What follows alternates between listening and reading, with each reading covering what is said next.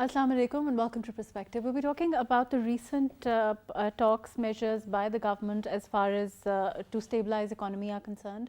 What are the ramifications of these measures? How are they being taken?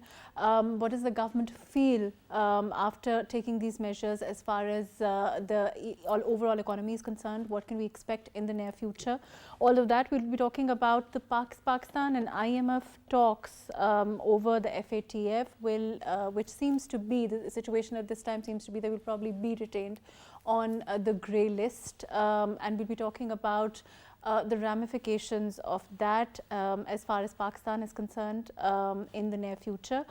Also more about the very sad Peshawar Blast that happened today, and the fact that of course investigations are underway, and what are the conclusions that we've reached, the government has reached as far as the blast is concerned. All the measures are being taken to apprehend whoever is responsible for these kind of reprehensible, tragic incidents. We'll be talking about that later on. The IMF, as far as Pakistan and IMF talks are concerned, Pakistan's FATF issue is concerned. I have with me Dr. Salman Shah, who's a former finance minister, also advisor to Punjab government. Thank you for being with us. We also have with us Abid Qayyum Suleri, who is director STPI. Thank you for joining us today. Let me start with you, Abid Saab. Overall, how do you see the situation at this time as far as the FATF is concerned? There hasn't been any conclusive, we haven't seen any conclusion as far as whether we will be retained, but it certainly looks that way. And we've also had earlier on statements like the fact that it is usually a political decision within the way that it's structured, the way that now the countries overall are being looked at, their retention on the grey list. How do you see this? Ji, can you hear me? Abid Saab, can you hear me? I don't think. Right. Okay. And of course, as far as the concluding session of the meeting of the FATF is concerned, certainly there was hope that Pakistan would be looked at favorably. Also, the fact that we've managed to complete 27 of the 29 points that were on the agenda as far as of concern as far as FATF is concerned. But we haven't seen the kind of result that we would like. We haven't seen the kind of response that Pakistan certainly deserves as far as this very real issue is concerned. We'll be talking about that, the deficiencies as far as counter-terror financing are concerned, as far as anti-money laundering are concerned, the measures, the strenuous measures that Pakistan has taken to clamp down on these very real issues. We haven't certainly seen the kind of response that we should have seen as far as the FATF and Pakistan's retention on the grey list is concerned. Overall, as far as the deficiencies are concerned, Pakistan also did, a high-level commitment. Right, Ji, Abid Saab, can you hear me now? Ji, I can hear you. Ji, Abid Saab, I was saying that as far as Pakistan's retention on the grey list is concerned, certainly we've taken measures to address the issues of concern. As far as money laundering was concerned, as far as terror financing was concerned, all of those things. But we haven't seen the kind of response we would have liked, and it doesn't look like there's going to be, a favorable response. It looks like we might be retained on the grey list. Would you agree? Yeah, most likely, and the reason is, of course, Pakistan took measures to overcome the deficiencies for the action plan which was provided by FATF. But then Pakistan is the only country which was simultaneously was being scrutinized both by FATF as well as by Asia Pacific Group APG, which is a FATF-style regional body. So when Pakistan during in June's meeting, June 2021, when Pakistan presented its progress and Pakistan was near to achieve its whitelist status in FATF, that is the time when it was given an additional agenda point, 7 action points by APG as well. And Pakistan was asked to work on them. Then again in October last year in the plenary, when Pakistan went there and Pakistan presented its performance, 26 action points completed out of 27 in FATF, and 4 action points completed out of 7 in Asia Pacific group. So Pakistan was surprisingly was kept in a grey list, and part of the reason was that it was the developments in Afghanistan as well. Pakistan was asked to, in my opinion, was asked to stay on grey list because many in the United States and Western world, including editors of Bloomberg, which had written in their very strong editorials that Pakistan should be retained on grey list until it's proven that it didn't help the Taliban financially. And that was purely a presumptive, I would say, action. And now when Pakistan is trying to maintain a non-aligned foreign policy, I think the Prime Minister's tour of Moscow, that would also increase Pakistan's views. And in the current part of plenary, I don't see Pakistan getting whitelisted. So despite all the progress and despite all the corrective measures that Pakistan took to remove the deficiencies, most likely we will be staying on grey list. So you agree that as far as, we had a recent statement coming out also saying that, as far as the FATF is concerned, certainly it's more political. It's a politicized decision. So, by and large what you're saying, it seems that that is the case as far as, choosing to retain Pakistan on the grey list is concerned. Certainly the measures that we've taken, overall review of it, doesn't seem to indicate that there's any cause to retain us. Well, as I told you that it's a technical as well as political, and it becomes political when the voting part it comes into play. So even if Pakistan does everything which is required by FATF or APG, its actions would be evaluated by the FATF members who are present in the plenary, and Pakistan would require the votes of 1/3 of the FATF members. Now, looking at FATF's composition, 37 permanent members and 2 regional bodies, EU and Gulf Cooperation Council, most of them, they are the rich Western nations. Only Turkey, Malaysia, Russia, China, India, these 5 or 6 nations which are there as part of Eastern world. Rest of them, they are all the rich Western countries. And in the current geopolitical scenario, where world is seem to be aligned either pro-Ukraine or pro-Russia, the non-aligned countries like Pakistan, they would find it difficult to get. But Abid sir, we've also, said clearly that we don't want to. The Prime Minister was very clear, and he said he doesn't want to be part of any bloc. You're saying that the fact that we're not choosing, we're not choosing sides is going against us.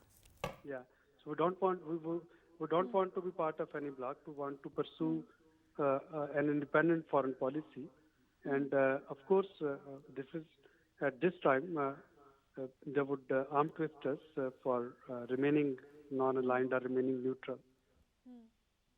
So in this kind of scenario, what are some of the measures you feel that Pakistan can take? I mean, as far as diplomacy is concerned, as far as putting our case forward is concerned, what are the options that we have at this time in the kind of scenario that there is politicization, not picking any sides, all of those things? What would you suggest? What are some of the measures that Pakistan can take? Well, the first measure is that we would have to bring our house in order. Of course, try to complete the remaining 3-4 points which are there by FATF as well as by APG, and I hope in the current plenary, Pakistan's progress would be much improved.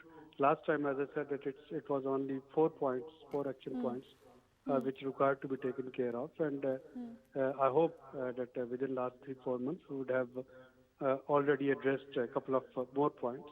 That is the first, and second is we would have to improve our diplomatic connections trying to present our narrative to our Western partners, trying to tell them that why Pakistan actually opted to stay neutral because of our non-aligned foreign policy objectives. Pakistan remained neutral when it was a conflict between Saudi Arabia and Qatar. Pakistan remained neutral when it was a conflict between Saudi Arabia and Turkey, between Gulf countries and Iran, between Gulf countries and Malaysia, and the same stance Pakistan is opting now. So we want to remain neutral, and I think this narrative needs to be presented more forcefully to the diplomats, Western diplomats stationed in Islamabad, so that we can actually muster some more numbers who can defend our stance in terms of narrative building that you're talking about, where do you think we lack? Because, you know, of course, India from across the border has its own diplomacy at play, which, you know, always seems to go against Pakistan. It has its own clout also in the international arena. And in that kind of a scenario, you know, how do we build our narrative? What are the diplomatic efforts you feel Pakistan needs to take, you know, in terms of engaging with other countries, other Western countries perhaps, on the same issue, to put forward our own voice, to put forward our own narrative? You see, we are being held hostage of our optics. Today's gruesome incident in Peshawar, the heinous bomb blast, that in itself is a manifestation that Pakistan is a victim of terrorism. We are not the one who would allow our soil, our land to be used for any terrorist activity. And that narrative needs to be highlighted in the whole Afghan, the previous Afghan development after Osama bin Laden and after 9/11. Pakistan is the largest victim of this terrorist activities, and those sacrifices need to be highlighted. And of course, if there were any deficiencies in our laws, in our procedures, in our practices, those laws, procedures, those have been improved, those are being improved. But overall, in terms of the areas that you feel we lack as far as implementation is concerned, what are those areas? Because, you know, like you said, the 4 additional items that were added with the 27 items also, you know, Pakistan tried to clamp down on those issues also. Terror financing, certainly, you know, and as far as terror financing is concerned, as far as clamping down on, you know, our action plan, effectiveness of it, all of those things. Other than that, what are some of the areas you feel we lack, you know, implementation in? To me, one of the major issues that Pakistan is facing, although we have been trying our level best to actually not only arrest but to take meaningful actions against the UN designated terrorist organizations, and even if they try to come up with any other name, Pakistani authorities they clamp on it, but the whole connotation of effective, what is effective, that becomes a stumbling block. So if some countries, in fact, if they take a position that Pakistan is not taking quote-unquote effective measures against the bodies which are designated as terrorist bodies, that becomes difficult, because Pakistan can provide evidences that we have been clamping down against those organizations. We have been taking action. We have frozen their bank accounts. Those organizations, those are banned to involve in any activity. But if any other country, any FATF member, if they challenge our statement, that's where diplomatic efforts needs to be taken, and that's where. But we've also, I mean, you talked, of course, about the recent blast, and that, of course, you know, so many people have died today, so many people have been martyred, so many people have been injured in the blast. When we talk about when one of the items within the list was, of course, to address deficiencies identified in Pakistan's Asia Pacific group on money laundering evaluation, a mutual evaluation report, was terror financing investigations and prosecutions of senior leaders of UN designated terrorist groups, which is something that Pakistan has tried to clamp down on, and we've tried to identify those terrorist organizations and those leaders also. There's no denying the effort here in trying to identify these terror groups and trying to clamp down on them. And it is in our own interest. We are doing it not because of part of pressure or any other pressure. We want to see Pakistan a safe and secure country. We want to bring peace to our citizens, and Pakistan is doing all these things in our own interest. And even as far as the recent trip to Afghanistan was concerned, which was Mueed Yusuf's trip to Afghanistan, where he spoke about terrorism flowing from the other side of the border, and trying to make, get the Afghan government also to assist in any such effort. It's also part of that, right? It is. Of course, we have been victimized due to our porous border with Afghanistan, and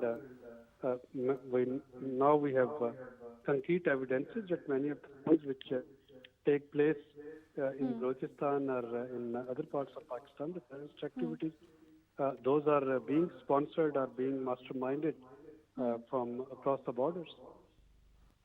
Even as far as our due diligence is concerned, even as far as Pakistan, the government's commitment to construction like tax amnesty scheme is concerned, where the state bank is involved, there's always been now, the government has been so focused on thematic inspection of banks' compliance, with these obligations, obligations which are, part of this larger picture of trying to satisfy the conditions within the FATF, and overall the environment has become, wouldn't you say, more about that kind of due diligence, that kind of inspection, that kind of sureties that can, perhaps make overall institutions, international institutions, realize that Pakistan is very focused on this, clamping down on this kind of terror financing, this kind of terrorist groups, these kind of the leaders, apprehending them, bringing them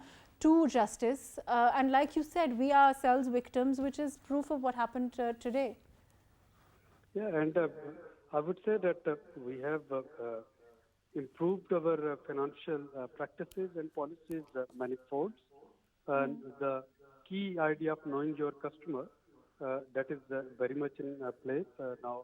Opening bank accounts, doing bank transactions, dealing with money, especially discouraging transactions in cash, making our economy documented. All these things, they are proof that Pakistan is doing whatever is possible to discourage money laundering from Pakistani files, to discourage any loopholes from which any terrorism financing could be done. And this is our consistent effort, and we would keep on doing it.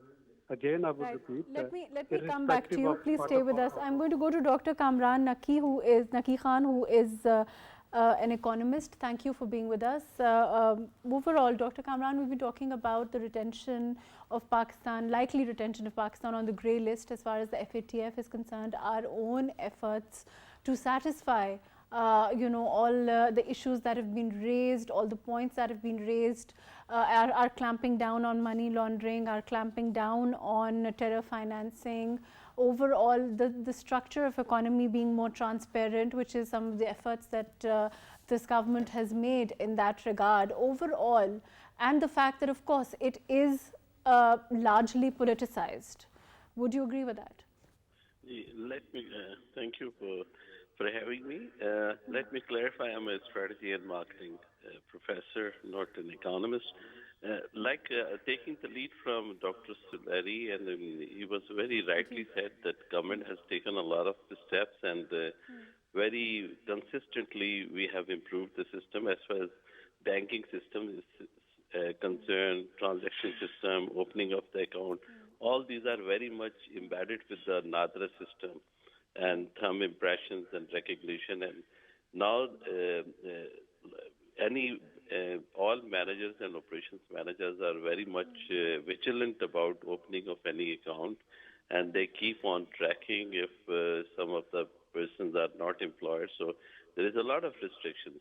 And even in NADRA, if you cannot issue a national identity card, because if you don't have a permanent residence, so then there is an alien card also for those refugees. So we have a very good system, and it has been a lot of improvement is there. Pakistan has met almost all the conditions. But not the world, we should understand that it is no more a unipolar world. It has been divided. Now today's world is totally different. So there is a political reasons for keeping Pakistan kept back for coming in the mainstream of financial system, I think so. And as far as Pakistan system is as far as we don't find any ideal system anywhere in the world as far as financial transactions are concerned. So many financial transactions are in cash also, but most of the transactions as far as Pakistan, yes, as far as documentation of the economy is concerned, transparency is concerned, there is a continuous improvement and advancement. And number of times the government has apprised the meeting and all those satisfied the delegates and IMF also, not only the FATF, they have attended and they have satisfied them about the major improvements. As far as terrorist financing are concerned, all those things are concerned. So we should equally see that how our neighbors are behaving, whether they are not terrorizing it, right? So what about India and what about others also? So that aspect should be taken. So Pakistan should not be penalized on the basis Dr. that Kamran, Pakistan has really... about also the fact that narrative building and the fact that, of course, the propaganda we see from across the border. You mentioned India also. It is the job of the media and Pakistan media that we should highlight our strengths, highlight our improvements rather than criticizing numbers. This is very important. So just imagine that what about media of other countries also? They always take the national interest is very important. So it is the job of the media, job of the people also to show that this is a challenge and how we can overcome these challenges. So we are meeting those challenges to the best of our efforts sincerely, and whatever we are doing it, we are doing in a very sincere way.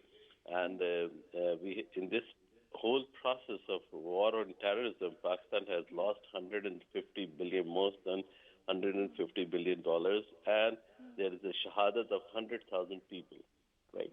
So world is not recognizing it. So how much we have made an effort in advancing and minimizing and almost rooting out those kind of terrorist activities and sleepers and all those things.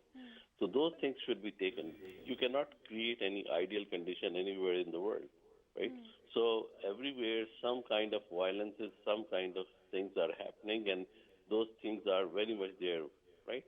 So Pakistan should take its case very convincingly, and it is not the world of what we have, it is the world of how we communicate to the rest of the world. So our actions and our behavior should be very much in consonance with our ideology of the Pakistan. So that's very important. So as far as institutions, financial improvements are concerned, financial institutions are concerned, they are far, far better than many other institutions as far as performance is concerned, as far as data is concerned, as far as transactions are concerned.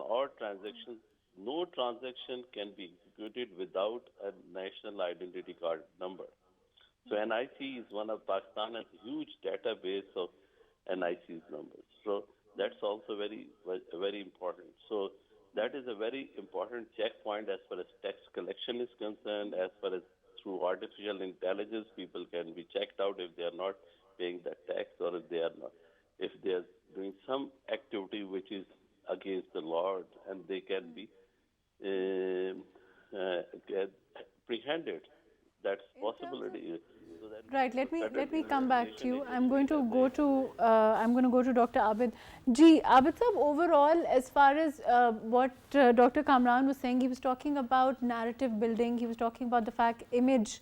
As far as the image is concerned, of course, as far as transparency is concerned, according to him, and I think you've agreed, by and large, that Pakistan has taken enough measures in terms of transparency, in terms of trying to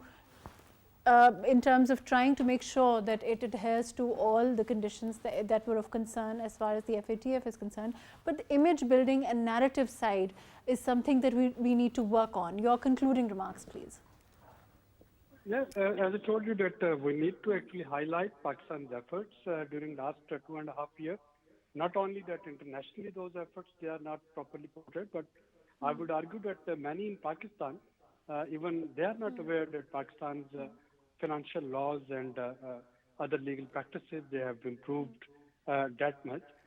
Perhaps more propagation of all these achievements on mainstream media, on social media, that is required, which is, I would say, is not being properly done.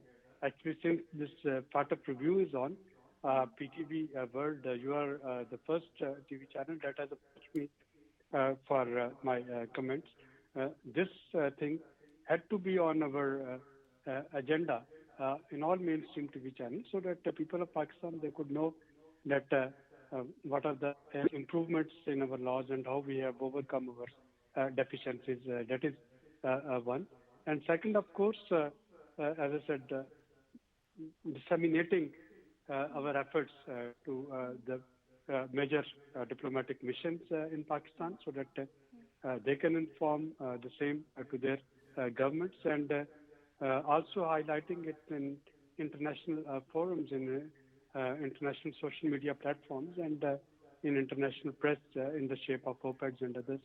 So we need to keep on Thank you for being with us. Thank you for your very valuable input, Dr. Abid Qayyum Suleri, and also Dr. Kamran. Thank you for being with us. We'll be back after a short break to talk about the very sad and tragic Peshawar Blast. Please stay with us.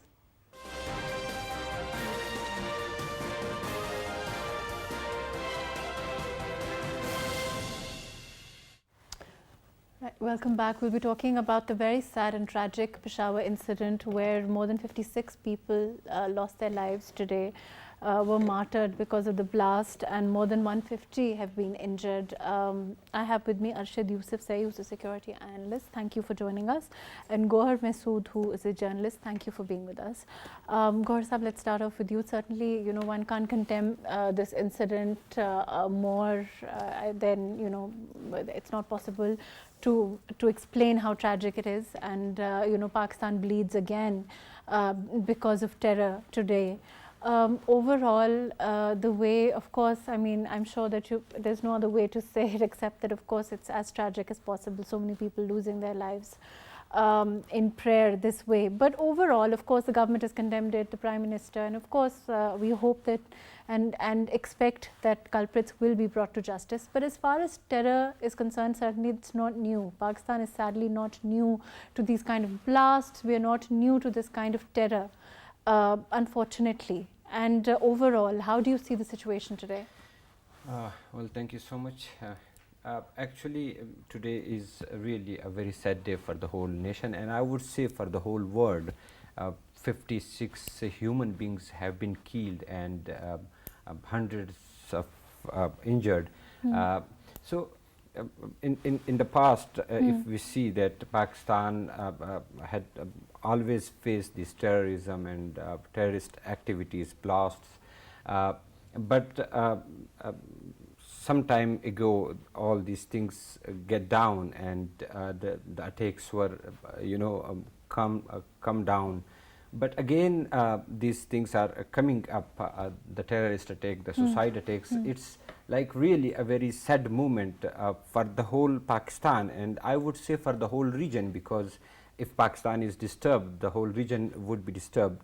Here, if we think that like Prime Minister Imran Khan went to China, and we saw the incident of Balochistan against the security forces, and now today we start just the cricket match here in Rawalpindi, and it happened in Peshawar.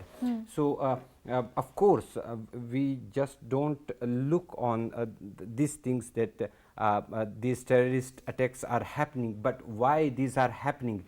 We have to check the roots. What are the main reasons? Who are behind this? And I would say that the political parties must be together on such things, because this is not the matter of blame game, or to hit the government or some specific political party, but the whole political party, the whole government system, they must come together and they have to take action, a joint action, a mutual action that could eliminate the terrorism and terrorist thinking. Again, I would say that here maybe it is not that much important to carry actions, but if we change the mentality, if we bring awareness in the people, in the institutions, so we can permanently eliminate this terrorism or this extremist thinking. Right, let me come back to you. Arshad Saab, I hope you've been following what Gauhar Saab is saying. He's saying that we need to look at the reasons of why this is happening, and we need political unity across the board as far as on issues like these kind of terrorist attacks are concerned. And wouldn't you agree that there is, by and large, political unity as far as these terrorist attacks are concerned? They've been condemned by everyone overall, all political parties. How do you look at it? How do you look at the political scenario in the wake of this tragic incident? First of all, thank you for inviting me on the show. I definitely agree with Gauhar Sahab, and the way he has pointed out the reasons behind this, but more importantly, more than the action, the unity and then the changing of mentality. So I believe there is no second doubt or the second opinion amongst any political leadership in the whole country. Everybody is united here, and we have to be united, because that's the way to deal with such issues, such calamities. Just like Gauhar Saab mentioned, we had seen a great change and downwards trend in such attacks in the past 5-6 years. But this is yet another incident where everybody seems to be united, and we must be united. But like he mentioned, I would also say that, the political leadership and, whoever is responsible in this country for changing the rules and laws, and who take the decisions for Pakistan's future, must look into basic things, right from the core, right from the start. Like our education system, do we need to change it? Is there anything wrong with our education system that takes us to, that makes it like a common thing for everybody, from children to middle-aged men and women to the elderly as well? Do we have an issue with our education system? Do we need to change it? Is it the way we have been brought up? I think there is a serious issue, and that is where the leadership should concentrate on. It's not just in schools, it's also in the madrasas and elsewhere. It is even in homes. And I believe that is the first thing we should start. And afterwards, like we have a national action plan, we have different strategies to deal with this thing. I think that is the need of the hour. Gauhar Saab, do you agree? You think that what Arshad Saab is saying? Of course, there's also, it's being said that ISK may be responsible for it. We don't know at this time for sure.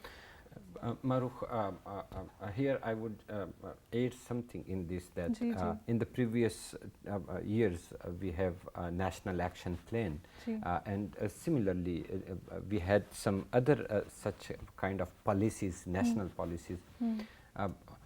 I'm sorry, but it is unfortunately we haven't followed them as stringently, you're saying, as we should have, perhaps. Yes, exactly. It doesn't matter whichever government, it's just across the board. It's not about a government, but I would say this is, a bad luck for the whole Pakistan that we couldn't follow those policies.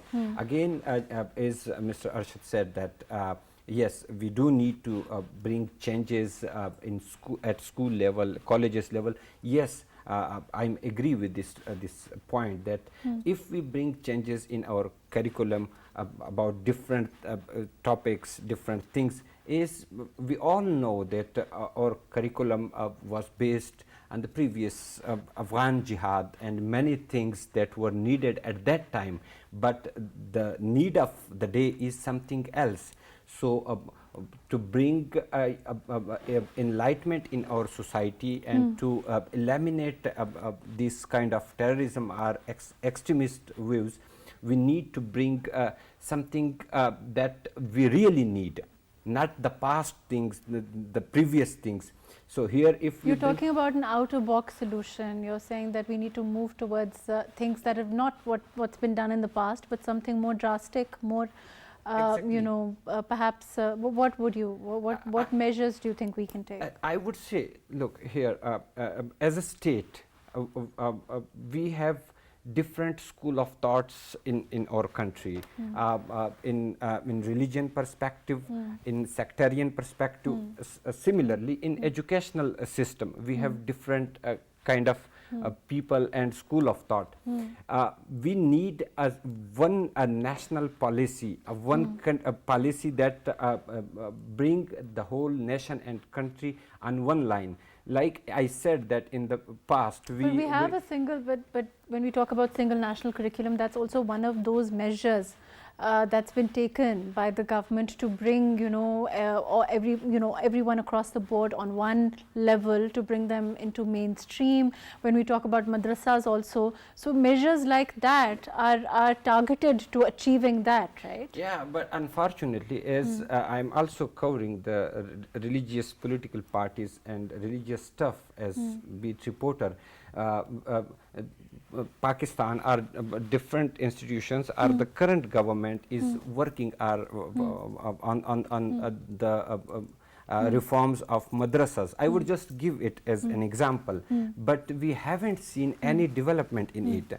Similarly, the government is had many times announced that we will bring the reforms in madrasas and different religious. Right. Let me go to Arshad Sahab. Arshad Sahab, would you agree? I mean, again, I would say that as far as the national single curriculum is concerned and bringing madrasas also into the mainstream, having everybody on one level as far as education is concerned, all of those measures are targeted to achieving that kind of unity, right? Yes, I agree with that, and I think that a lot has been done on paper and in legislations, but uniformity hasn't been implemented, I would say. Practically, very little has been done to achieve the goal of taking the whole nation, the future of the nation. But isn't it too much to expect it to happen overnight? I mean, of course, we need the kind of time. When we talk about enlightened, like you're saying, enlightenment, when we talk about a society which is generally more free in terms of religion, it's more open in terms of the word for it, probably for allowing different schools of thought to exist peacefully, even within Islam, all of those things. Perhaps it's not a very short-term goal. It needs work, it needs time, and the commitment certainly seems to be there, no? Yes, I agree. The commitment is there, but the problem is that it's not a contingency plan that we can change things overnight or in the next 1 or 2 or 5 years. No, the extremism that we are seeing now is probably from my early childhood days, back in 30, 40 years back. That's what was taught in schools, just like Gohar Saab mentioned or referred to the Afghan jihad. That's what we are seeing now. That's what the harvest is. If we are planning for our future, if we are talking about uniformity amongst the curriculum across the country in madrasas and schools and colleges and universities, by that I mean to say that we are planning 20 years from now, 30 years from now. That's where we are aiming, you know. We cannot change, we cannot wipe out extremism from our mindset within one night or 1 month or 1 year, I would say. So definitely it's going to take time, and we have to learn from people who have achieved this goal. We can look at different countries, like look at extremism in Malaysia. There was a fast, which was, you know, which was actually a terrorist organization, but they achieved things. Look what was happening in Egypt to greater extent with the Brotherhood. They shut out their extremist mindset, and they have slowly integrated in their system. And many more countries have done it. So that's what should be done, and it will definitely take probably 2-3 decades to change. Right. Ji, Gohar Saab, your comments. I mean, of course, I'm sure you agree with Arshad Saab when he says that it will take time. This is, you know, it's a long-term goal. One has to agree to that. One has to acknowledge that. Exactly, Marukh. Arshad Saab is rightly said. But again, you know, today that blast happened, yes. that unlucky incident came up in front of us, and we all suddenly came with this, Right. this I is mean, not of course, good. we can sit here and talk about long-term goals, but the families of those victims who've lost their loved ones today. But if I see that what the long-term goals must be, how we can bring them to resolve. Again, as I said, that we had already a national action plan that was prepared by the whole political system in our country. But unfortunately, I'm not just blaming this current government, but it was in the previous the government. political process generally overall over time. Yes, similarly, I mentioned some reforms in not only in our madrasas but in our other you know, educational institutions. Right. For that purpose, I would say that we need a political and national consensus, not only for the press briefings or statements, but practically Overall, we have to show this to the people. Unfortunately, that's all the time that we have. Thank you for being with us, Gohar Masood Saab. Thank you for being with us, Arshad Yusuf Saeed.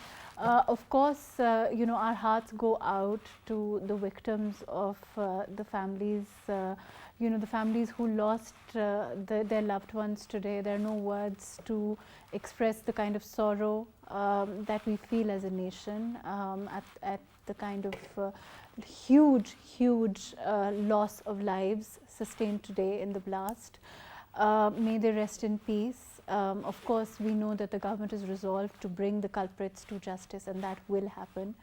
Of course, and may we continue to fight with resilience against this kind of terrorism that haunts Pakistan even today. Thank you so much for joining us today on Perspective.